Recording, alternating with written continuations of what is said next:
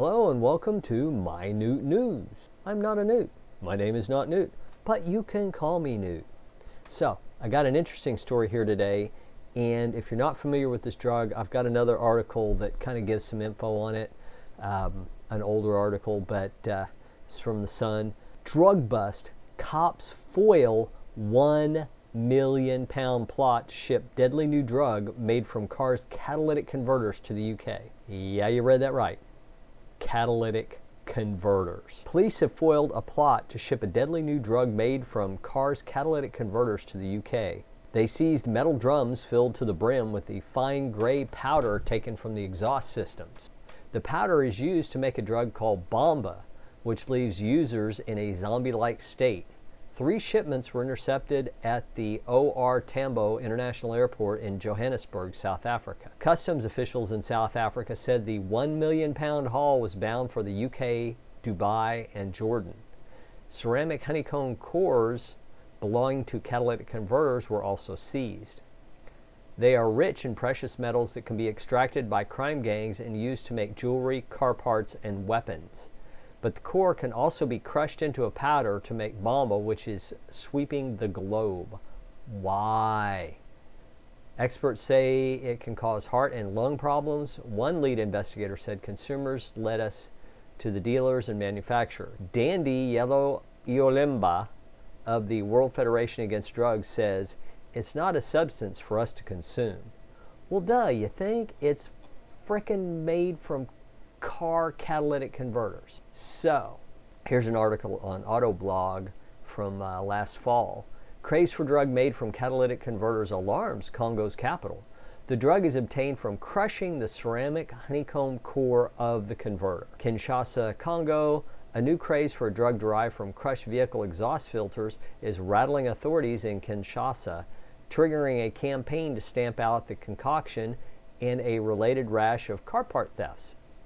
Because, I don't know whether anybody's had their catalytic converter stolen. Those things are expensive to replace.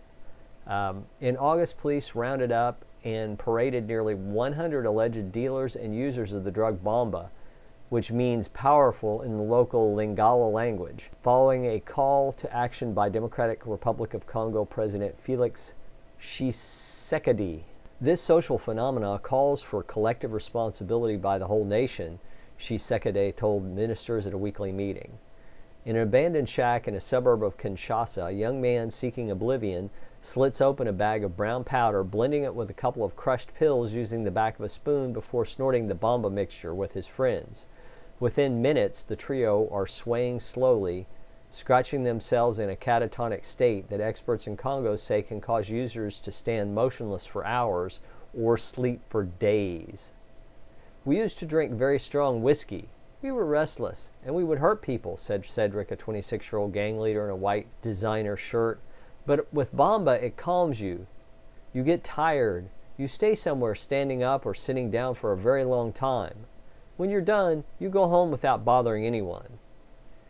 Which, I hate to say it, but if somebody's going to do an illegal drug and fry their brain, if they just zombie out and don't chase people down and eat brains, from a harm reduction point of view for the society, that may not be the worst thing in the world. Car owners, police, and drug experts aren't so sanguine. The brown powder is obtained from crushing the ceramic honeycomb core of automotive catalytic converters, the device that cuts the emission of toxic gases in vehicle exhaust pipes. Mechanics blame rising demand for the drug on a rash of thefts of catalytic converters, which are coated with metals such as platinum, palladium, and rhodium. Kinshasa-based mechanic Trisor Kadogo says between 5 and 10 clients come to him every day with the same problem. We check underneath the car and the catalytic converter is gone already. It's been cut off. The drug Bomba is hurting our clients, especially recently.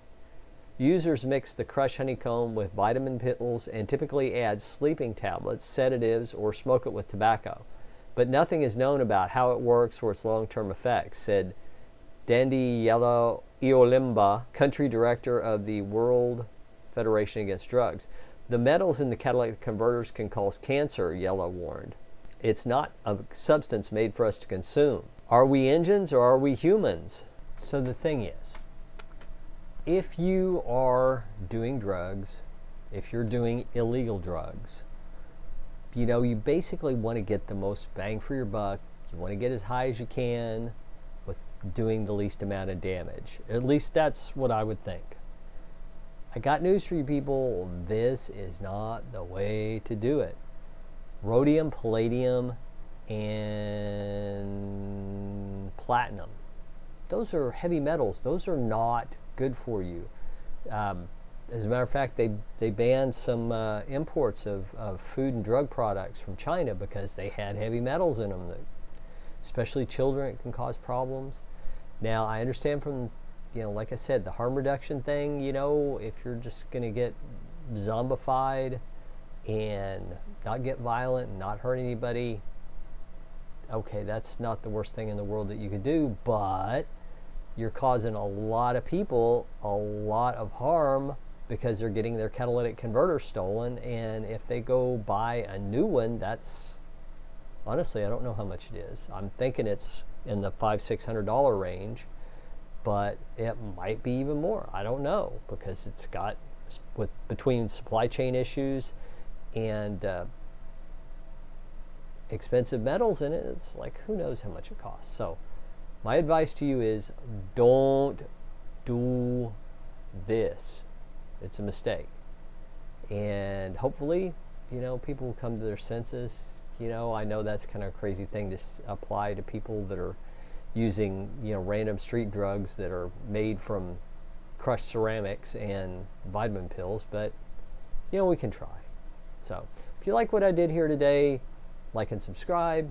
If you didn't like what I did here today, hang in there. I'm getting better or not, and maybe the next one you'll like.